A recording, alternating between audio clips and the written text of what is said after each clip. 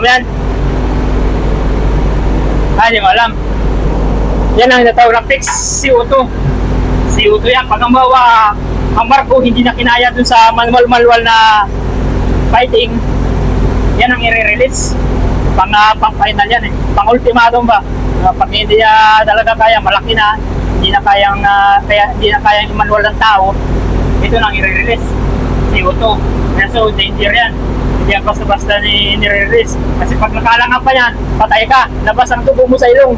Saka natay nga. Yung may kasama may ikon kami niya, yung nakasama kong kadiri dati noon, naka-experience siya, 5 tao. Sumingaw yung CO2, patay yung 5. Kapitan, chief engineer, yung AP, dahil 5 sila, namatay. Nakalangap ng van. Ikaw, mabilis lang yan eh. Basta malangap yan, parang malalason ka. Kaya yan, delikado rin yan. Kaya pag nirelease yan, walang tao. Lahat nasa bridge, gano'n.